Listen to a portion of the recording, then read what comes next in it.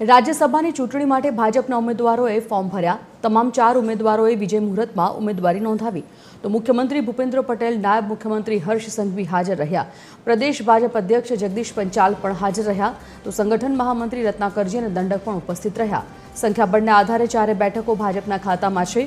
Form પરત ખેંચવાની તારીખ 11 જૂન નક્કી કરાઈ છે। કોંગ્રેસે પણ ઉમેદવાર નહીં ઊભો રાખવાનો નિર્ણય કર્યો છે, ત્યારે 12 જૂને બપોર પછી 4 ઉમેદવાર બિનહરીફ જાહેર કરવામાં આવશે।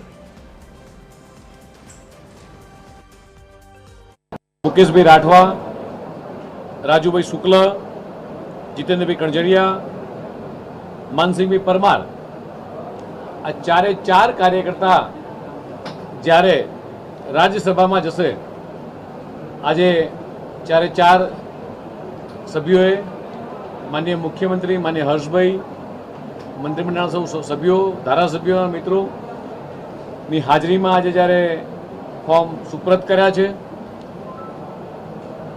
ત્યારે જ્યારથી ગુજરાત અલગ થયું ત્યારથી લઈને આજ દિન સુધીમાં આ પ્રથમ વખત એ ઘટના બનવા જઈ રહી છે કે 11 જેટલા રાજ્યસભાના સભ્યો એ ભારતીય જનતા પાર્ટીના પક્ષના સભ્યો તરીકે નિયુક્ત થશે।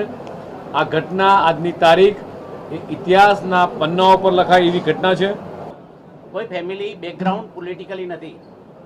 એક એસટી કંડક્ટર તરીકે ઘંટડી ખખડાવતા અને મંદિરની ઘંટડી ખખડાવતા સામાન્ય બ્રાહ્મણ પરિવારમાંથી જ્યારે હું આવું છું ત્યારે કામ કરતાં કરતાં આજે આ તક જ્યારે મને આપી છે, આ દાયિત્વ જ્યારે આપ્યું છે, ત્યારે હું આ તબક્કે સમગ્ર ભારતીય જનતા પરિવારનો ખૂબ ખૂબ હૃદયથી આભાર માનું છું।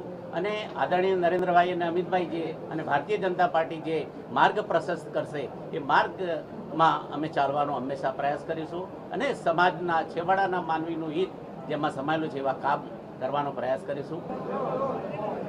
ભારતીય જનતા પાર્ટી કેન્દ્રીય ચૂંટણી સમિતિ દ્વારા ગુજરાત રાજ્યમાંથી રાજ્યસભાના સાંસદના ઉમેદવાર તરીકે મારી જે પસંદગી કરવામાં આવી છે એ મારી વ્યક્તિગત સિદ્ધિ નથી, પરંતુ ગુજરાતની જનતાના આશાઓ આકાંક્ષાઓના પ્રતિનિધિ તરીકે થઈ છે અને એ માટે ભારતીય જનતા પાર્ટીના શીર્ષ નેતૃત્વએ મારા પર જે વિશ્વાસ મૂક્યો છે એના પર હું ખરો ઉતરીશ।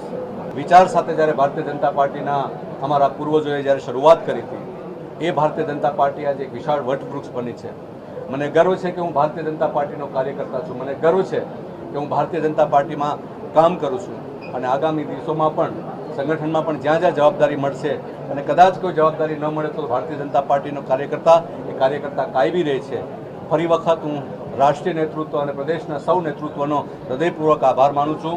જે આજે એક છેવાડાના માનવી, છેવાડાના જિલ્લાના, છેવાડાના ગામમાંથી એક સામાન્ય કાર્યકર્તાને રાજ્યસભાના નોમિનેટ માટે જ્યારે વિશ્વાસ મૂક્યો છે એ બદલ રાષ્ટ્રીય નેતૃત્વ તેમજ ગુજરાત પ્રદેશનું નેતૃત્વને કોટી કોટી વંદન કરું છું।